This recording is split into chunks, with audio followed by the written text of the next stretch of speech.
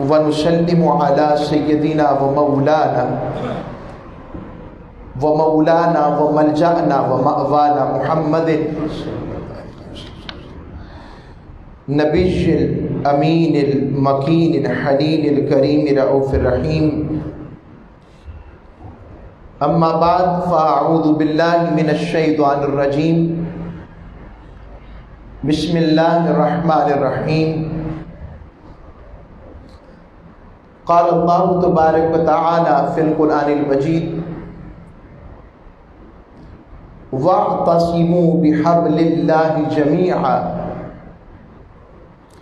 ولا تفرقوا واذكروا نعمة الله عليكم إذ كنتم أعداء فألف بين قلوبكم فأصبحتم بنعمته إخوانا وكنتم على شفا حفرة من النار فانقذكم منها كذلك يبين الله لكم آياته لعلكم تهتدون. صدق الله مولانا العظيم وصدق رسوله النبي الأمين الكريم. حاضرین گرامی قدر، سامعین ذی وقار، اللہ رب العزت کا بے پایا لطف و کرم و احسان ہے جس مالک کریم و اکرم، جس مالک رحیم و ارحم اور جس رب محمد مصطفیٰ علیہ السلام کی عنایت ہے کہ جس نے ہمیں ایمان کی دولت سے مستفید کیا، اور اس ہادی محترم، ذات محتشم، تاجدار ختم نبوت، مالک کون و مقام،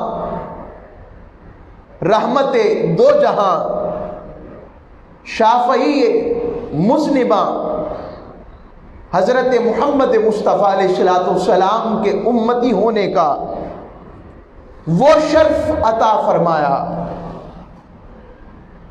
وہ فضل فرمایا، وہ کرم فرمایا کہ جس نبی کی شان سن کر انبیاء اللہ کے سامنے حالت گریہ و بکا میں آ گئے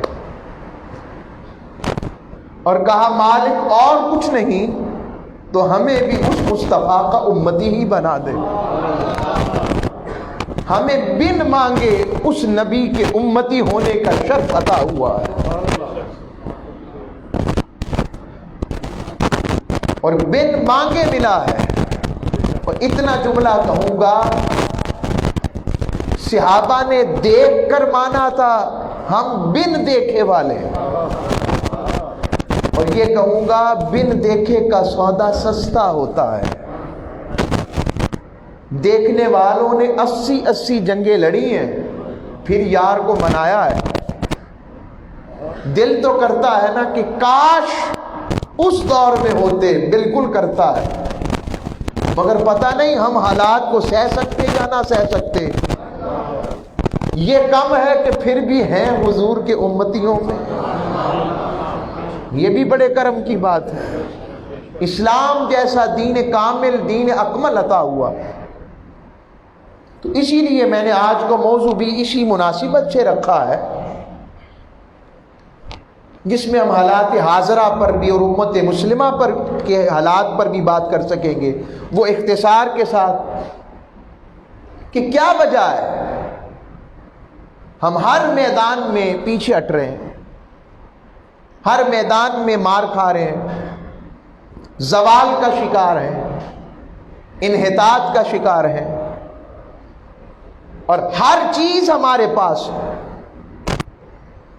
جیسے اخلاق اسلام والوں کے پاس اللہ اور اس کے رسول نے عطا کیے، بتائیں ایسا نظام اخلاق کسی کے پاس ہے؟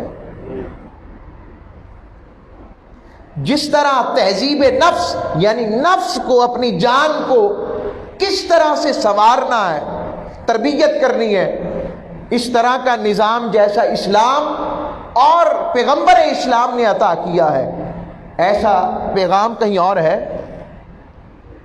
آئیں میں اسی نسبت سے یہ پیغام دے رہا ہوں کہ اللہ نے ارشاد فرمایا وَاعْتَصِمُوا، اے لوگو مضبوطی سے تھامے رکھو، بِحَبْلِ اللَّہ، اللہ کی رسی کو مضبوطی سے تھامے رکھو، جمیعا، سارے کے سارے، وَلَا تَفَرَّقُوا، اور تفرقہ مت ڈالو۔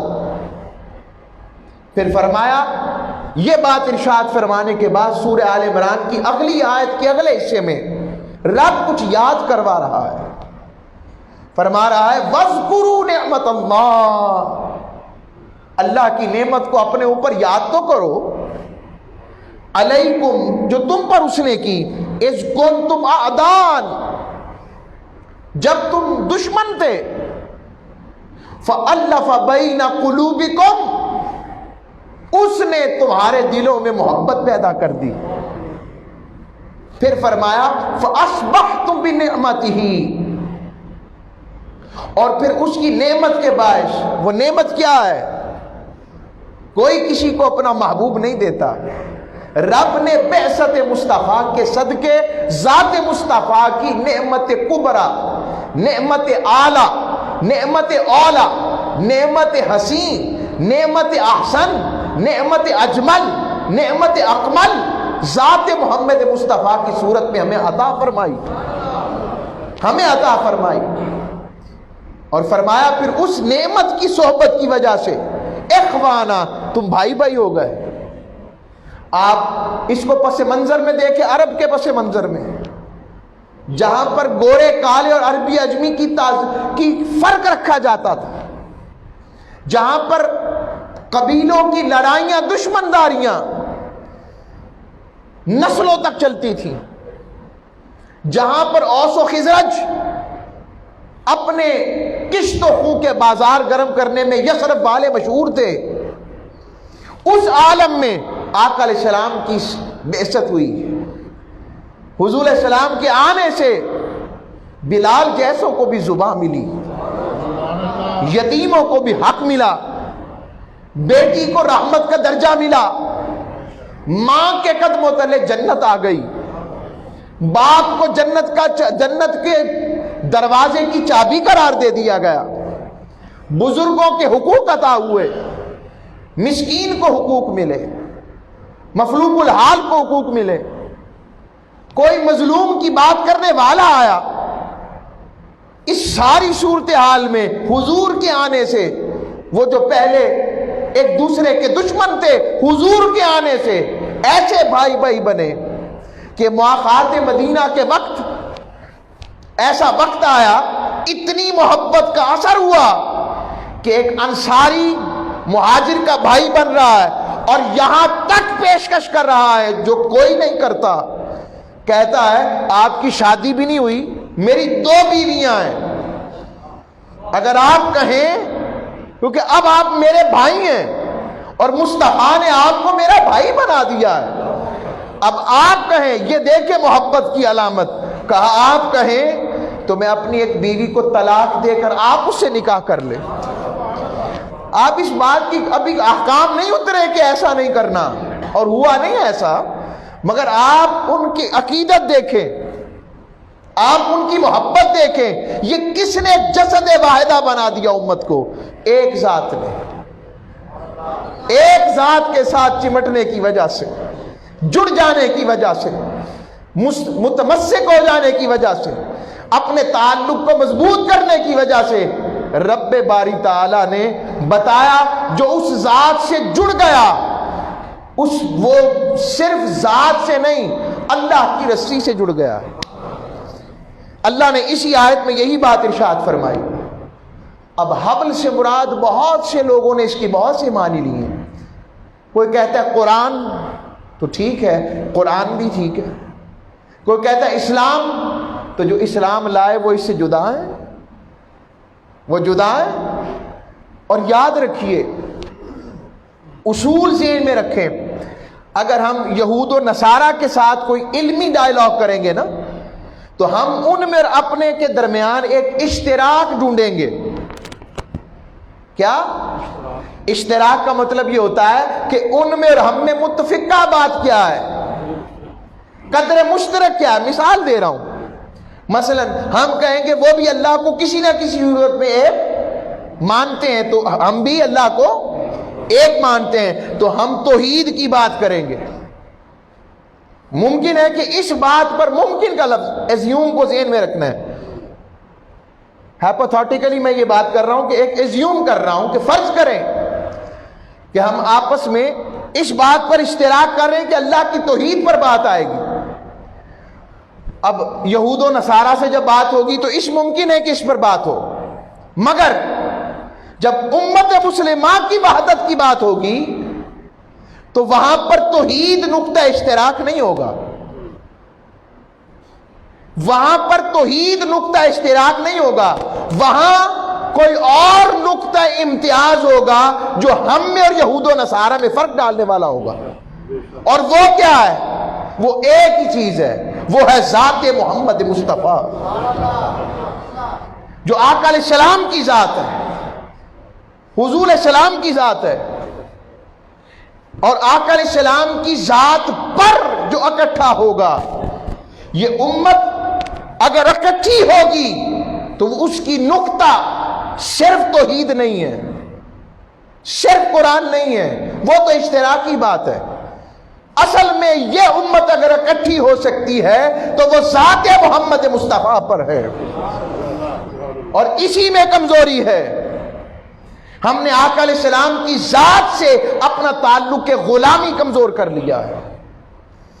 آج مناظرے بھی ہوتے ہیں، لڑائیاں بھی ہوتی ہیں، جھگڑے بھی ہوتے ہیں، مگر اس اشتراک پر کوئی نہیں آتا کہ حضور کی ذات کے اوپر کوئی بات نہیں ہوگی. کیا وجہ ہے؟ اس امت کو حضور کی ذات میں بھی لڑانے کی کوشش کی گئی ہے.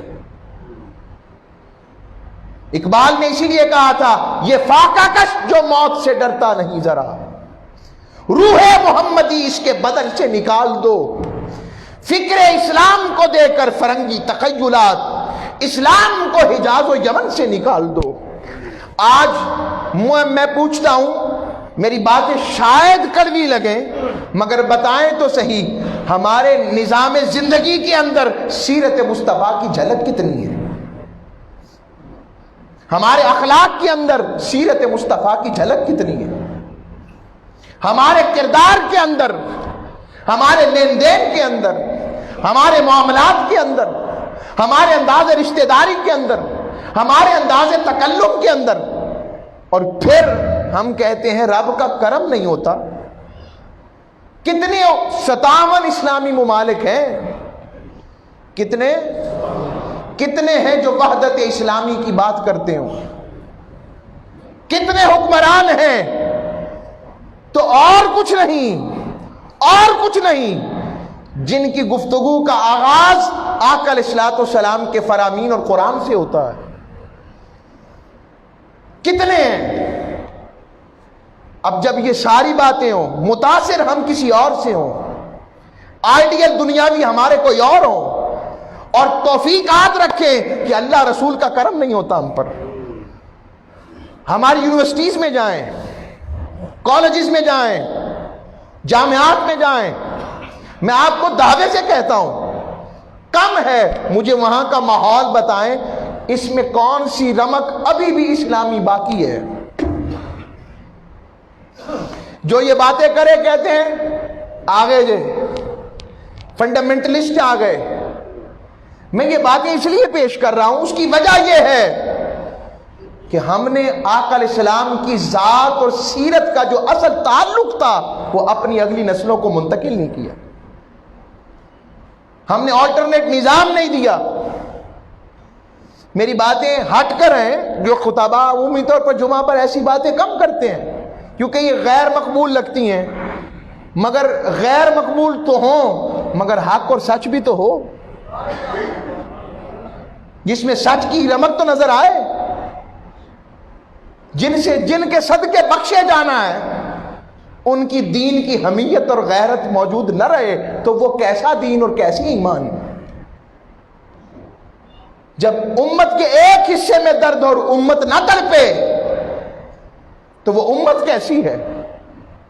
ایک باپ کے سامنے اس کی اولاد لڑے، باپ پر کیا بیتتی ہے، اور جب امت کٹ رہی ہو، امت اپنے محبوب کی سیرت اور ذات سے دور ہو رہی ہو، اللہ اور اس کے رسول پر کیا بیتتی ہوگی؟ خود بتائیں۔ رب کہہ رہا ہے آؤ اب بھی موقع ہے، اگر چاہتے ہو پھر سے تمہیں عروج ملے، پھر سے تمہیں سربلندی ملے، پھر سے تمہیں تابندگی ملے، چاہتے ہو تم میں پھر ابن فارابی کوئی نظر آئے، چاہتے ہو اگر ایجوکیشنسٹ کی صورت کے اندر کوئی تم میں پھر غزالی نظر آئے، اگر چاہتے ہو کہ روحانیت کے ڈاکٹر کی صورت میں تم میں شیخ عبد القادر جیلانی نظر آئے، اگر چاہتے ہو کوئی امن کا پیغامبر بن کر کوئی صلاح الدین ایوبی نظر آئے، اگر تم چاہتے ہو کہ تمہارے اندر پھر سے کوئی بو علی سینا نظر آئے، تم چاہتے ہو کہ تم اللہ اور اس کے رسول کے عشق کی گرمی پانے کے لیے تمہارے اندر کوئی رومی نظر آئے، کوئی جامی نظر آئے، کوئی صدیق کی صداقت والا نظر آئے، فاروق کی عظمت والا نظر آئے، عثمان کی غنویت والا نظر آئے، حیا والا نظر آئے، علی کی علویت والا نظر آئے، اس کا ایک ہی طریقہ ہے وَاعْتَصِمُوا بِحَبْلِ اللَّهِ، ذات مصطفیٰ پر اکٹھے ہو جاؤ، حضور السلام کی ذات پر جو اس رسی کو تھامے رکھے گا اور اس اجتماع کے ساتھ جڑا رہے گا، یاد رکھو جو اس سے جڑا رہے گا اسی کو ہی عصمت نصیب ہونا شروع ہو جائے گی۔ میں اس کی مثال آپ کو سیرت رسول سے دیتا ہوں۔ اللہ کے حبیب علیہ السلام کی سیرت سے پتہ لگا کہ کیسے جڑ جانے میں خیر ہے۔ احد کا میدان یاد کریں، احد کے میدان میں 50 تیر اندازوں کا جو دستہ تھا میرے حضور نے مقرر کیا تھا۔ ہم نے وہ پہاڑی دیکھی ہے، میں باری جاؤں وہاں پر آنکھیں قربان ہو جائیں، سب کچھ قربان ہو، وہاں کا جو کوئی گھاس بھی ہو تو وہ بھی میری آنکھوں کا سرما، کیا میرا سب کچھ، وہاں کی مٹی تو قبر کے حصے میں ڈل جائے تو رب باری تعالیٰ انشاءاللہ اس احد کے صدقے عذاب نہیں کرے گا، اس مٹی کے صدقے۔ عرض کر رہا ہوں حضور نے 50 تیر انداز مقرر کیے اور فرمایا کچھ ہو جائے، یہاں تک کہ لفظ آتے ہیں کہ پرندے ہمارا گوشت نوچ رہے ہوں۔ حضور کے فرمان کا مفہوم تھا تم نے اپنی جگہ سے نہیں ہلنا۔ صحابہ کو کہا کہ آپ نے اپنی جگہ سے نہیں ہلنا۔ اب ہوا یہ کہ جب پہلا حلہ بولا گیا، گمسان کا رنگ پڑا، اب شیران مصطفی کی للکار تھی اور ایسی آہوکار و جے جے کار بچی اور ایسا ایک طوفان باد و بارہ آیا، ایسا بجلیاں کڑکی جب، تو وہ سارے کفار بھاگ پڑے، اور جب وہ بھاگے دیکھا کہ یہ پشت دکھا کر بھاگ پڑے ہیں۔ اب ان 50 تیر اندازوں میں سے چند نے کہا لو بھی فتح مل گئی، آؤ اب ہم بھی دوسروں میں شامل ہو جائیں اور ہم بھی ذرا پیچھے پیچھے چلتے ہیں۔ حضرت جو صحابی موجود تھے سپہ سالار کی، انہوں نے کہا حضور نے منع فرمایا تھا، انہوں نے ان کے نزدیک یہ بات ہوئی تو انہوں نے کہا نہیں حضور نے یہ تو نہیں کہا تھا نا کہ جب فتح مل جائے تو بات ختم ہو جائے گی۔ فرمایا ابھی حضور کا فرمان نہیں آیا، جب تک فرمان نہیں آئے گا ہم نہیں لیں گے۔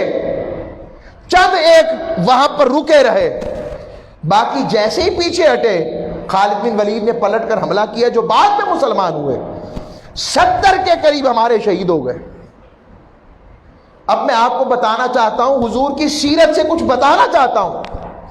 اچھا یہاں سے کوئی یہ نہ سمجھے کہ صحابہ نے نعوذ باللہ من ذالک ایسے کر دیا اور یہاں سے کوئی اپنے مطلب کی تفرقے کی بات نہ نکالا کرے، یہ بشری تقاضا ہے۔ یہ تو نظر آ گیا، اگلا بات بھی حکم قرآن سنے نا۔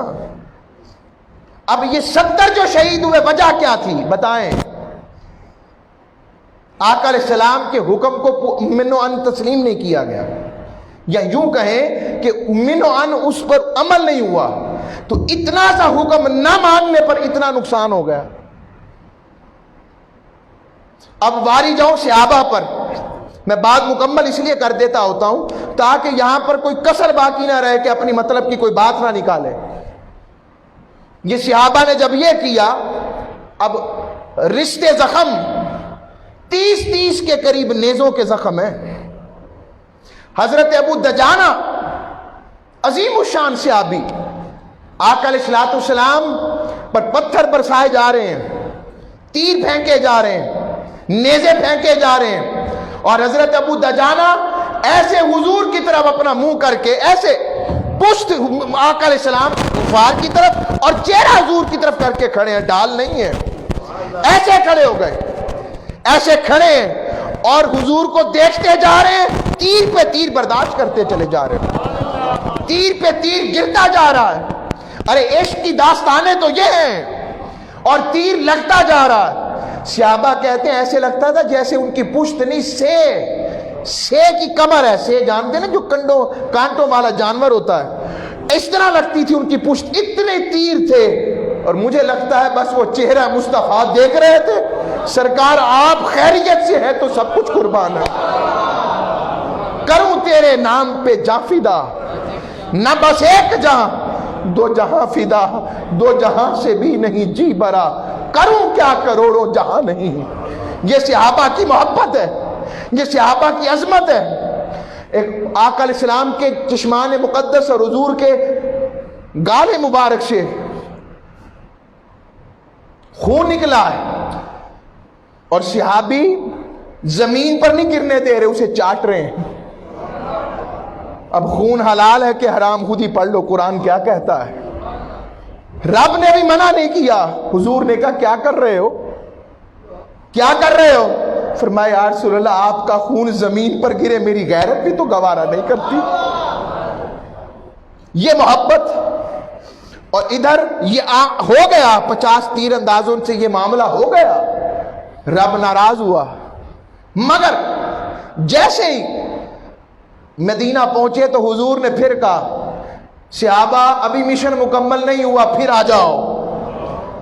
رشتے زخم، بہتے زخم، پٹیاں ہوئی ہیں، 30 کے قریب زخم ہیں۔ آقا کا فرمان آیا، کہا یا رسول اللہ پھر بلایا ہے؟ لبیک یا رسول اللہ، پھر چل پڑے حضور کی طرف، چل پڑے۔ رب نے کہا حبیب مجھے یہ اتنی ادا پسند آئی کہ میں نے پچھلی خطائیں معاف کر کے پھر سے ان کو بخش دیا۔ یہ محبت ہے۔ وجہ کیا ہے؟ وَاعْتَصِمُوا بِحَبْلِ اللَّهِ، امت آ جائے اپنے محبوب کی طرف۔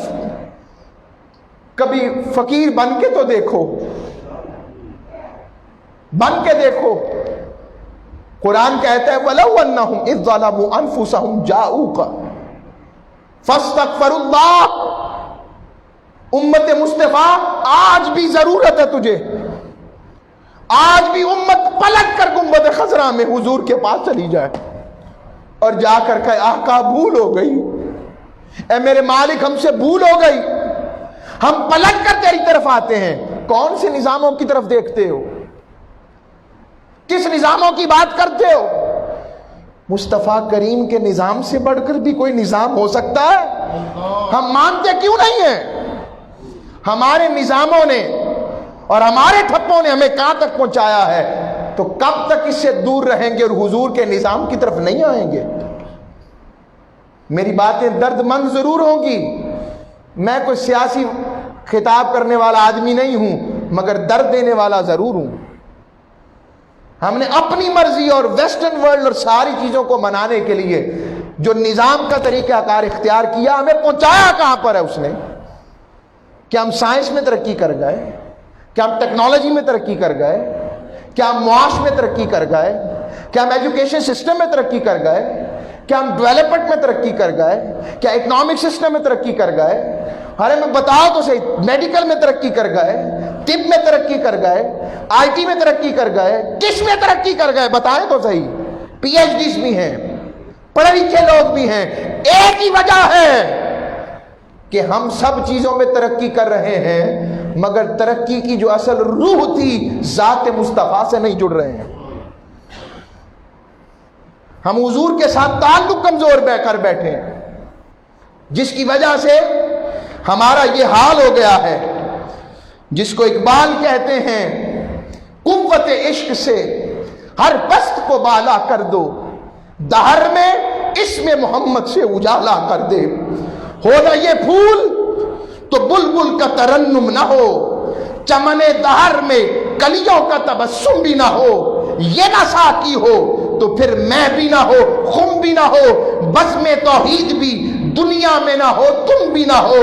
خیمہ افلاک کا استادہ اسی نام سے ہے, نبض ہستی تپش آمادہ اسی نام سے ہے.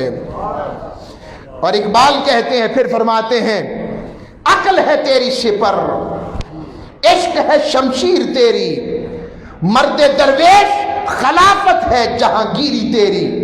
اور کی محمد سے وفا تو نے تو ہم تیرے ہیں, یہ جہاں چیز ہے کیا لوح و قلم تیرے ہیں. مجھے بتائیں تو صحیح, کیا آج بھی حضور سے وفا والا تعلق ہے ہمارے پاس؟ ہم اپنے اپنے فرقوں میں تو لڑتے ہیں. یاد رکھو, اسلام دریا ہے, سمندر ہے. اگر یہ سمندر بہتا رہے گا ہمارے بھی ندی نالے چلتے رہیں گے, اور اگر یہ سمندر نہ رہا تو ہمارے ندی نالے کہاں سے چلیں گے؟ آؤ میں اس فکر کو دینا چاہتا ہوں, سورہ انفال شریف کو پڑھ کر دیکھیں. اللہ رب العزت کیا ارشاد فرماتے ہیں؟ فرماتے ہیں, واطیعوا اللہ ورسولہ, اللہ اور اس کے رسول کی اطاعت کرو. ولا تنازعوا, ایمان والو آپس میں مت جھگڑو. کیوں؟ فتفشلوا, تم یاد رکھو بزدل ہو جاؤ گے. وتذهب ريحكم واصبروا, اور تمہاری ہوا نکل جائے گی. بتائیں مجھے, ہم مسلمان آپس میں لڑ رہے ہیں کہ نہیں لڑ رہے؟ آج لڑنے کی وجہ سے ہم میں طاقت بڑی ہے کہ کمزوری آئی ہے؟ بولیے. جب عرب میں تکلیف ہو تو عجم کو کتنی تکلیف ہوتی ہے, اور اگر عجم میں کشمیر میں خون بہے تو عرب میں کتنی تکلیف ہوتی ہے. آج افغانستان میں خون بہے تو امت مسلمہ میں کتنی تکلیف ہوتی ہے. عراق میں خون بہے کتنی تکلیف ہوتی ہے. شام میں خون بہے کتنی تکلیف ہوتی ہے. رونگیا کے مسلمانوں پر ظلم ہو کتنی تکلیف ہوتی ہے. اور حضور نے فرمایا تھا, یہ امت ایک جسد واحدہ کی طرح ہے. اگر جسم کے ایک حصے کو تکلیف ہوتی ہے تو جس طرح پورا جسم تڑپتا ہے, امت مسلمہ کا عالم یہی ہے. کیا یہ عالم آج بھی ہے؟ کوئی وجہ تو ہے, اور وہ وجہ وہی ہے جس کی میں تشخیص کر چکا ہوں کہ ہم نے روح محمدی کے اوپر وفا نہیں رکھی. ہمارا ایمان اور محبت کا تعلق کمزور ہو گیا, ہم مفاد کا شکار ہو گئے, ہم اپنے اپنی مرضی کے دین میں مبتلا ہو کر حضور کے دین کے ساتھ مذاق کرنے والے بن گئے. آؤ آقا علیہ السلام کی بارگاہ کی طرف. میں اسی لیے قرآن کی آیت پڑھی, آج بھی رب کی صدا ہے. اقبال فرماتے ہیں, اس ترجمے کی بنیاد پر کہتے ہیں, ہم تو مائل بکرم ہیں, کوئی سائل ہی نہیں, راہ دکھائیں کس کو, کوئی رہرو منزل ہی نہیں. رب کی رحمت اب بھی صدا دے رہی ہے, اب بھی پلٹنا چاہتے ہیں. آپ کو پتہ ہونا چاہیے, دنیا کے اوپر امت مسلمہ کی تاریخ میں 50 سال ایسے بھی گزرے ہیں جب کوئی بھی اسلامی گورنمنٹ باقاعدہ طور پر پوری دنیا میں موجود نہیں تھی, مگر اس دور کے 50 سالوں کے بعد پھر اللہ نے اپنی مرضی سے خلافت عثمانیہ ترکوں کے ذریعے پھر اسلام کو سربلند کر دیا. یہ ہلاکو خان اور چنگیز خان کے 50 سال کے دور کی بات بتا رہا ہوں. یہ خطہ جس میں ہم بیٹھے ہیں, آقا علیہ السلام نے اس خطے کو, حدیث میں اس کے لیے سندھ کا لفظ آتا ہے کیا کہتے ہیں اس کو؟ دو چیزیں آتی ہیں، ہند اور سندھ. یہ سندھ کا خطہ ہے، سندھ کا، اس لیے سندھ کو باب الاسلام بھی کہتے ہیں. اور آقا علیہ السلام کی بارگاہ سے سندھ کے کچھ صحابی گئے جو صحابی بن گئے. حضور علیہ السلام نے ان سے پوچھا سندھ سے آئے ہو، مشرق سے آئے ہو؟ میں جی یا رسول اللہ. فرمایا مجھے مشرق سے ٹھنڈی ہوا آتی ہے. اقبال اس لیے فرماتے ہیں یہ عاشقوں یہ دعائیں ہیں، حضور کی نظر ہے. فرمایا میر عرب کو آئی ٹھنڈی ہوا جدھر سے، میرا وطن وہی ہے، میرا وطن وہی ہے. مگر اس وطن میں جب ہمیں حضور کی محبت، حضور کی ناموس، حضور کے نظام کی بات کرنے میں پرابلم پیش آئیں تو پھر یہ خطہ کس لیے لیا تھا؟ اور یہاں پر درد نہ آئے امت کے حال پر. اس لیے میں نے آیت پڑھ کر کہا، رب نے کہا ہے آؤ اپنی جانوں پر ظلم کر بیٹھو تو آؤ میرے مصطفیٰ کی بارگاہ میں، آؤ اللہ سے معافی مانگ کر. میرا محبوب بھی کہے مالک اب آ گئے ہیں تو خالی تو نہ لوٹا. میں جانتا ہوں، میں مانتا ہوں اکنامک سسٹم اور ساری باتیں اپنی جگہ، مگر ایک بات تو بتاؤ صحابہ کرام نے کون سے اکنامک سسٹم پر اعتبار کیا تھا؟ بتائیں تو صحیح، کس ذات کے اکنامک سسٹم پر اعتبار کیا تھا؟ اللہ اور اس کے رسول پر. تو پھر وہی صحابی عبد الرحمن بن عوف کہتے ہیں اب یہ عالم ہے میں مٹی میں بھی ہاتھ ڈالوں نا بنسبت مصطفیٰ تو وہ بھی سونا بن جاتی ہے. ایک وجہ ہے حضور کے ذات کے ساتھ جڑ جانا. آج ہم اپنے اس چیزوں کو بھولتے جا رہے ہیں. آخری حصے میں پیش کرنے کے لیے میں حالات حاضرہ پر بھی بات کر دیتا ہوں کہ جو فلسطین کے اندر بیت رہی ہے بات، ایسی تکلیفیں ہیں بتا نہیں سکتا. وہ کشمیر ہو، وہ فلسطین ہو، وہ عراق ہو. اگر تو اپنے کلمہ گو کا خون گرتے ہوئے دل کو تکلیف نہ ہو، غور کر لو ہمارا ایمان بھی سلامت بچا ہے یا نہیں. ہماری بہن اور بیٹی کو کوئی غیر مسلم دیکھنا نہیں، ان کو پکڑتے گھسیٹتے ہوئے ان کے بال پکڑے اور دل میں تکلیف ہی نہ اٹھے تو پھر ہم کیا ہیں؟ کیا ہیں ہم؟ اتنے سے 2 ارب کے قریب مسلمان ہیں. کتنے؟ 2 ارب. اور یہودی پتہ ہے کتنے پوری دنیا میں؟ پوری دنیا میں 1.5 کروڑ ہے اور 90 لاکھ صرف اسرائیل میں ہے. مگر وہ بیت المقدس جس کو صلاح الدین ایوبی نے فتح کیا، وہ ایوبی جس کی آدھی فوج جب بیت المقدس فتح کر رہی تھی، آدھی فوج حضور غوث پاک کے مریدوں کی تھی اور باقی آدھی فوج امام غزالی رحمۃ اللہ علیہ کے شاگردوں کی تھی. وہ ایوبی جسے پوچھا کہ آپ پر کئی دفعہ حملہ ہوا ہے، آپ پر تلوار اثر نہیں کرتی، تو وہ فرماتے، صلاح الدین ایوبی رحمۃ اللہ علیہ فرماتے، بچپن میں میرے سر پر شیخ عبد القادر جیلانی نے ہاتھ پھیرا تھا. یہ وہ سلطان صلاح الدین ایوبی ہے، وہ سلطان صلاح الدین ایوبی جو اپنے دشمنوں کو معاف کرنے میں ایسا تھا کہ ریچرڈ ہارٹ بھی کہتے تھے اس کو، برطانیہ کا بادشاہ تھا. جنگ کے دوران اس کے سامنے آمنا سامنا ہوا تو اس کا گھوڑا گر گیا. ایوبی بھی اپنے گھوڑے سے نیچے آ گیا اور آ کر کہنے لگا ریچرڈ شیردل کو میرے استبل سے جو بہترین گھوڑا لا کر دو، پھر ہم جنگ کریں گے ورنہ نہیں کریں گے. جس نے خون بہائے بغیر سنت فاروق اعظم کی صورت میں امن کا درس دیا، اور جب بیت المقدس فتح ہوا اس سے کئی سال پہلے اسے عیسائیوں نے فتح کیا تھا اور مسلمانوں کا ایک بچہ بھی نہیں چھوڑا تھا.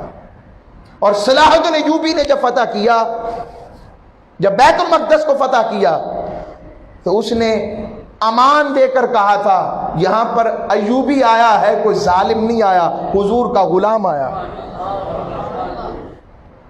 یہ وہ بیت المقدس جو ہمارا 17 ماہ تک ہمارا قبلہ اول رہا ہے، جس کے لیے حضور نے فرمایا دنیا میں 3 مساجد ایسی ہیں جن جیسی برکتیں کسی کے پاس نہیں، ایک بیت المقدس، ایک کعبۃ اللہ، اور دوسرا حرم نبوی صلی اللہ علیہ وسلم. آئیں، میں یہ بات کوئی سمجھانے کے لیے کر رہا ہوں کہ ہم اپنی آواز کو بلند تو کر سکتے ہیں، اپنی اس آواز کو دنیا تک تو پہنچا سکتے ہیں.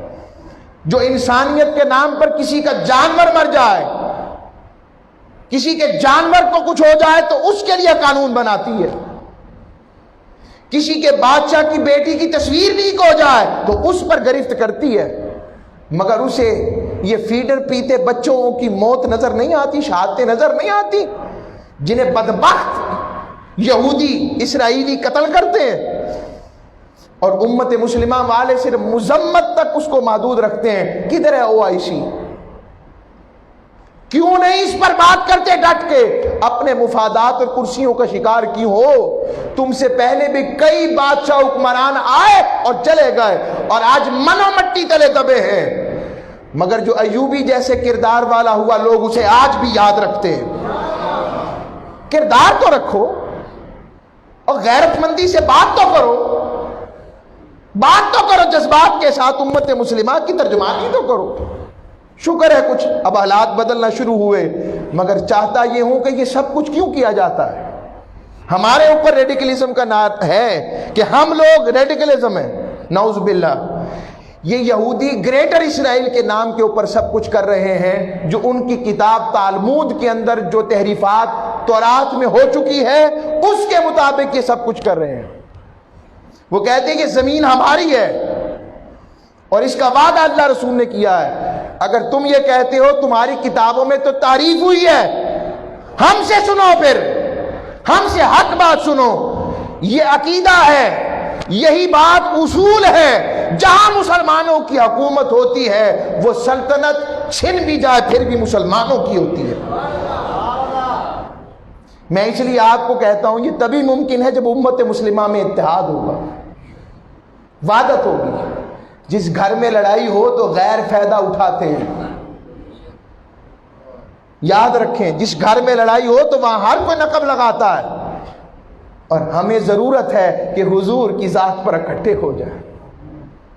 آئیں آقا علیہ السلام کی ذات محبت سے اپنی زندگی کو حضور کی محبت سے وابستہ کریں. بس کرے لڑانا امت کو. میں فیس بک بھی دیکھتا ہوں، سوشل میڈیا بھی دیکھتا ہوں، ساتھی بھی بھیجتے ہیں، مت کریں ایسا. اور اہل دین سے کہوں گا ایسی بات کرے جس سے امت میں وحدت نظر آئے. لڑانے سے امت ایک نہیں ہوئی، شاید حضور کے نام پر اکٹھا کرو ایک ہو جائے، اور یقیناً اسی نام پر ہوگی. میرا دل کرتا ہے کہ اگلے نشستوں میں آپ کو آمد حضرت امام مہدی کا ذکر سنایا جائے. اگلے 2 3 4 نشستوں میں پہلے حصے میں قیامت کی نشانیوں کے ساتھ پھر آمد امام مہدی پر بات کی جائے، اور آپ کو بتاؤں کہ ان کی شخصیت کیا ہوگی، تاکہ ہماری زندگیاں اللہ رسول کے مطابق اور بہتر ہو سکیں. اور یہ خطہ جس میں ہم بیٹھے ہیں، حدیث میں آتا ہے اس خطے سے فوجیں روانہ ہوں گی امام مہدی علیہ السلام کی تائید کے لیے. یہ حضور کی حدیث کے فرمان کبھی غلط نہیں ہو سکتا. آئیے اس پیغام محبت کو سمجھیں اور امت کو وحدت کا پیغام دیں، اور فلسطینیوں سے اظہار یکجہتی کریں. وما علیہ الا البلاغ.